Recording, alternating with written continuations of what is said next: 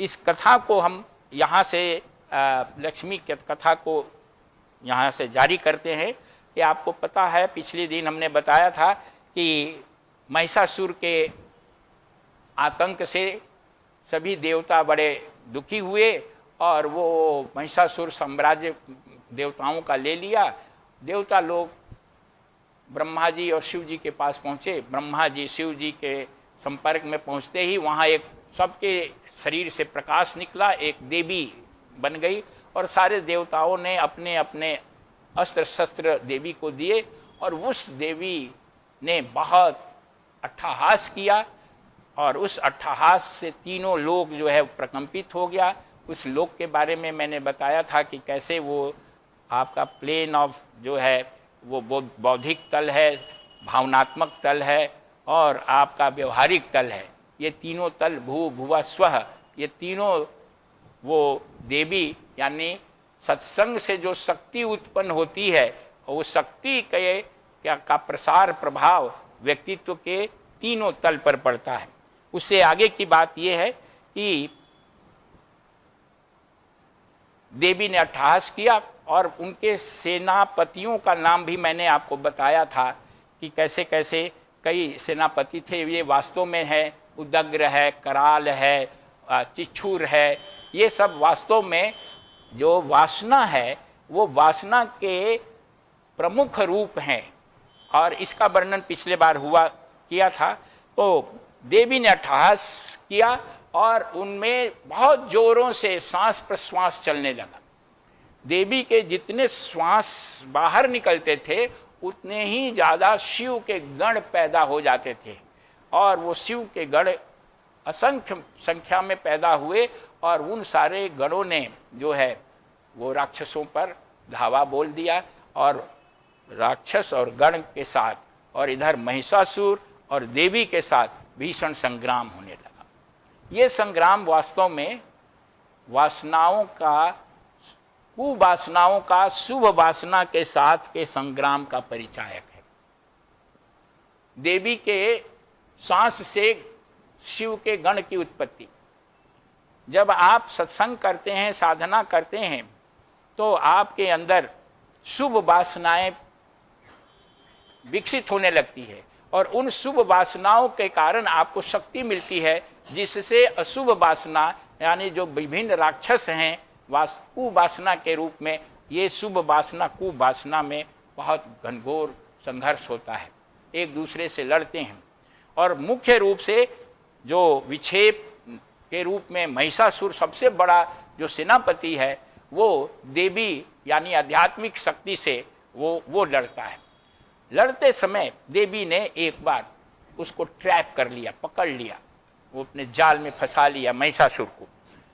जब उसको जाल में फंसा लिया और उस पर चोट ही करने वाली थी देवी, जाल में फंसा लेने के बाद तो महिषासुर जो है वो उसका रूप उसने तुरंत बदल लिया, वो सिंह रूप में बदल गया और सिंह रूप में बदल करके वो देवी पर आक्रमण कर दिया। देवी ने उसको जो है उस सिंह रूप को नष्ट कर दिया। तुरंत फिर उसने अपना रूप बदल करके एक भयंकर राक्षस मनुष्य के रूप में तलवार लिए हुए राक्षस के रूप में वो तुरंत बदल गया।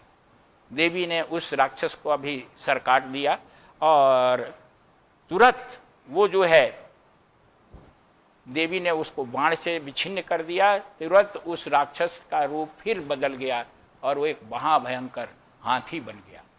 हाथी बन करके उसने अपने सूंड से देवी के सिंह को ही वो मारना चाहता था, लेकिन देवी ने उसके सूंड को अपनी तलवार से काट दिया और सूंड के कटते ही वो जो देवी हैं वो फिर से महिषासुर बन गया, भैंस के रूप में फिर हो गया। और देवी चंडिका जो हैं वो उस भयंकर महिष के साथ फिर युद्ध करने लगी। लेकिन युद्ध करते करते उन्होंने बड़ी प्रसन्न होकर के वो अपने जो शुरा पात्र था उसमें मधु का पान करते हुए बोली, गर्ज गर्ज क्षणं मूढ़ मधु यावत् पिबाम्यहम मया त्वयि हते अत्रेव गर्जस्यन्त्यासु देवता। देवी ने कहा, ए मूर्ख, मैं जब तक मधु का पान कर रही हूं तब तक तू खूब गरज ले। मेरे हाथ से तेरी मृत्यु हो जाने पर शीघ्र ही देवता खुशी से गर्जना करेंगे। और इस प्रकार से दोनों में बहुत जो है वो युद्ध होने लगा। अब यहां पर थोड़ा बात समझने की है। देवी के साथ युद्ध करते हुए महिषासुर का रूप परिवर्तित होना। महिषासुर जो है सिंह में बदल जाता है, उसके बाद फिर वो आदमी में बदल जाता है, गज में हाथी में बदल जाता है, उसके बाद फिर महिषासुर बदल जाता है, महिषासुर हो जाता है। ये सब जो है एक विशेष मैसेज देता है। ये जो वासनाएं हैं, विक्षेप है, महिषासुर विक्षेप का परिचायक है। और विक्षेप का मतलब हमारे आपके अंदर जो सूक्ष्म कुवासना है, ये जो खराब संस्कार हैं, वो अलग अलग रूप में प्रकट हो जाते हैं। आप उनको दूर करने का कोशिश करेंगे, लेकिन वो अपना रूप बदल के फिर आ जाएगा। ये जो वासनाएं हैं, योग के अनुसार 5 अवस्था में रहती हैं। ये देवी के प्रहार से महिषासुर के जो रूप का बदलना है, वो वासनाओं के अलग अलग अवस्था का प्रतीक है। ये जो वासनाएं होती हैं वो 5 अवस्था में रहती हैं। प्रसुप्त अवस्था, तनु अवस्था, उदार अवस्था, विच्छिन्न अवस्था और दग्ध अवस्था। ये 5 अवस्थाओं में ये वासनाएं होती हैं। प्रसुप्त अवस्था यानी भैंस के रूप में सोई हुई, वो एक विक्षेप है, लेकिन अभी वो उतना विकराल नहीं हुआ है। ये पहला रूप उसका ओरिजिनल रूप है। लेकिन जैसे जैसे उम्र बढ़ती है, वैसे वैसे अब जैसे बच्चा है, बालक है, 2 महीने 4 महीने का बालक है, उस बालक की वासनाएं संस्कार कैसे हैं आप नहीं जानते हैं। वो उसको गोदी में लेने वाला, इसको पता नहीं है कि किसी संत को गोदी में लिया हुआ है कि किसी बहुत बड़े अपराधी या खूंखार डाकू को गोदी में लिया हुआ है। वो बच्चा 2 महीने का वैसा ही होता है। सब बच्चा, संत भी वैसा ही होगा, और डाकू का अगर वो शिशु होगा तो वैसा ही होगा। तो इसको कहते हैं प्रसुप्त अवस्था, छुपा हुआ अवस्था। दूसरी अवस्था जो होती है वो तनु अवस्था होती है। तनु का अवस्था का मतलब होता है वो साधक में अवस्था होती है, जो उसके तनु माने डाइल्यूटेड, वो अवस्था में वो साधना करके अपनी वासनाओं को थोड़ा हल्का कर देता है। ये साधकों में होती है। और उसके बाद जो है, अब वो तनु अवस्था के बाद तीसरी अवस्था जो है वो है विच्छिन्न अवस्था। विच्छिन्न में मतलब वो भटका हुआ, ये उन्नत साधक में होती है, लेकिन थोड़ा कंट्रोल्ड होता है। उदार का मतलब जिसमें बहुत फैला हुआ है, वो अपराधी होते हैं, बड़े बड़े जो कुकर्म करने वाले होते हैं, उसमें उदार है, फैली हुई अवस्था में वो वासना होती है। और दग्ध अवस्था में जो वासना है वो ज्ञानियों में होती है। तो ये जो अलग अलग रूप महिषासुर का हुआ, वो यही हुआ कि ये महिषासुर का अलग रूप होना यानी वासनाओं के अलग अलग अवस्था का परिचायक है। और ऐसा कह के जब लास्ट में महिषासुर बनता है, तो देवी जो हैं उसके महिषासुर के पांव पर, पीठ पर अपना पांव रखती हैं और उसके गले में अपने भाला से वो संहार करती हैं। ये गले में भाला लगते ही और पैर से पीठ दबते ही महिषासुर जो है वो मारा जाता है। और ये महिषासुर मरने से पहले वो फिर रूप बदलना चाहता था, लेकिन देवी ने आधा उसका रूप निकला हुआ था, आधा अभी नहीं बदला था। उसी समय जो है देवी ने उसको वध कर दिया, उसे नष्ट कर दिया। इस प्रकार से देवी द्वारा महिषासुर का वध करने का ये भी प्रतीक एक अर्थ लेना है कि देवी ने अपने चरण से उसकी पीठ को दबाया और अपने भाले से उसकी गर्दन पर वार किया। चरण जो है वो भक्ति योग का प्रतीक है। भक्ति योग में चरण वंदना बहुत की जाती है। देवी के चरण पड़ते ही वो जो महिषासुर यानी जो विक्षेप है, भक्ति के द्वारा विक्षेप दब जाता है, कंट्रोल में आता है और ज्ञान के द्वारा वो मारा जाता है।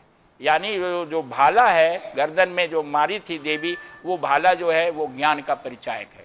यानी विक्षेप को दूर करने के लिए भक्ति और ज्ञान का दोनों का सम्यक प्रयास करना पड़ता है, तब वो विक्षेप समाप्त होता है।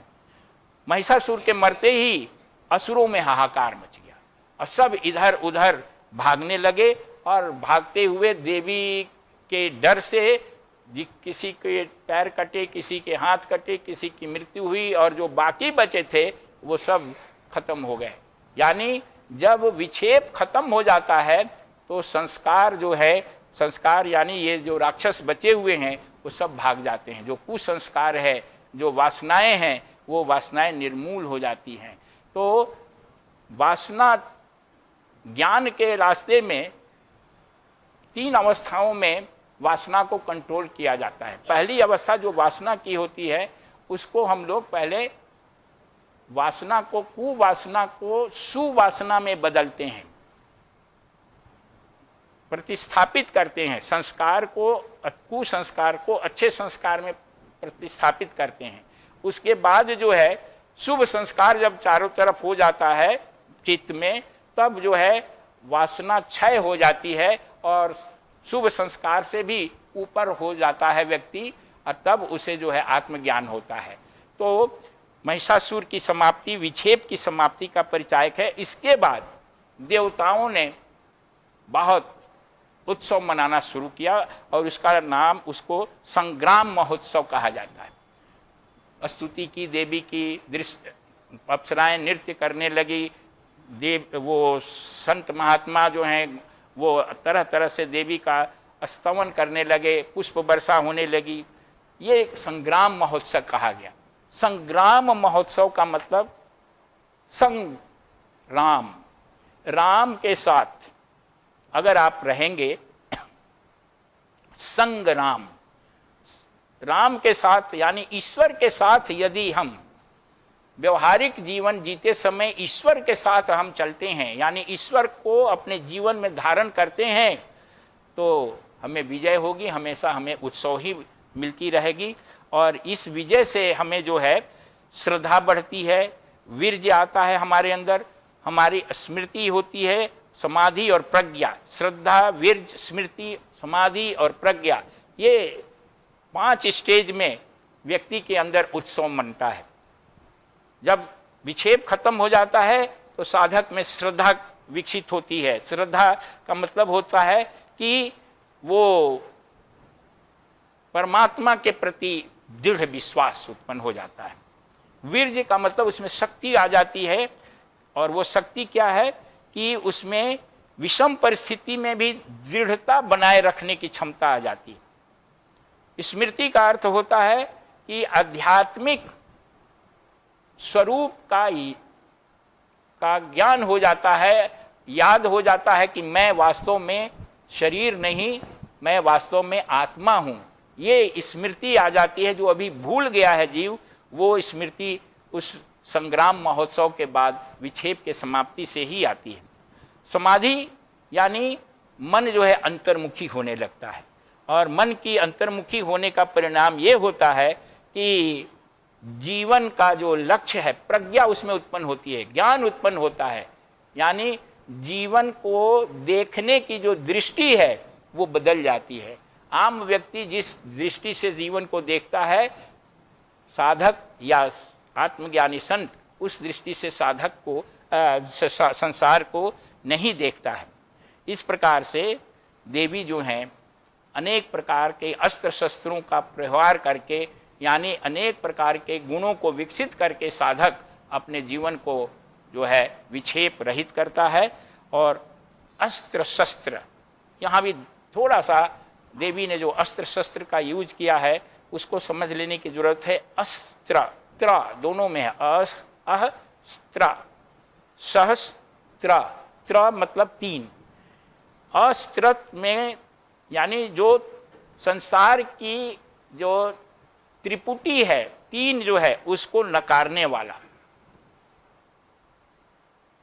दृष्टा, दृश्य और दर्शन, ये संसार की त्रिपुटी है। देखने वाला एक है, एक संसार दिख रहा है वो है, और देखने वाला दिखे हुए संसार के साथ जब इंटरैक्ट करता है, उसमें व्यवहार करता है तो उसको अनुभव होता है, इसको दर्शन कहते हैं।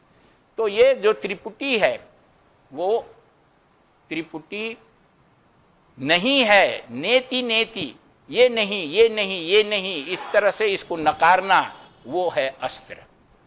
और शस्त्र का मतलब कि जो त्रिपुटी को शुद्ध करे, यानी दृष्टा, दृश्य और दर्शन, ये जो अलग अलग दिखते हैं उन सबों में केवल एक ही सत्ता है, ऐसी दृष्टि उत्पन्न कर लेना शस्त्र है।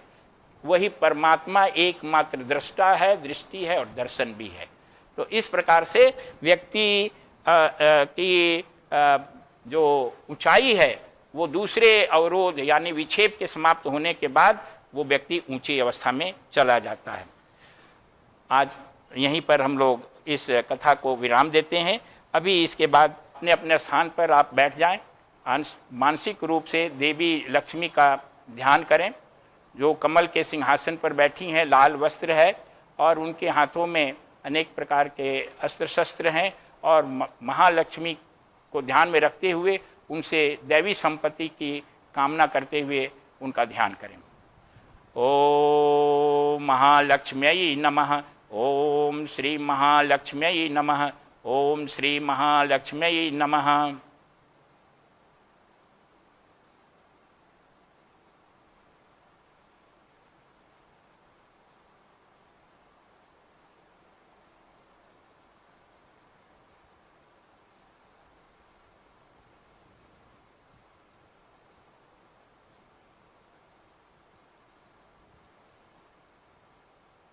ओम श्री महालक्ष्म्यै नमः, ओम श्री महालक्ष्म्यै नमः, ओम श्री महालक्ष्म्यै नमः। ओम त्र्यंबकं यजामहे सुगंधिं पुष्टिवर्धनम् उर्वारुकमिव बन्धनान् मृत्योर्मुक्ष्यमामृतात्। ओम असतो मा सद्गमय तमसो मा ज्योतिर्गमय मृत्युर्माम् अमृतं गमय। ओम सर्वेषां स्वस्तिर्भवतु, सर्वेषां शान्तिर्भवतु, सर्वेषां पूर्णं भवतु, सर्वेषां मंगलं भवतु, सर्वे भवन्तु सुखिनः, सर्वे सन्तु निरामयाः, सर्वे भद्राणि पश्यन्तु, मा कश्चित् दुःखभाग् भवेत्। ओम पूर्णमदः पूर्णमिदं पूर्णात् पूर्णमुदच्यते पूर्णस्य पूर्णमादाय पूर्णमेवावशिष्यते। ओम शान्तिः शान्तिः शान्तिः।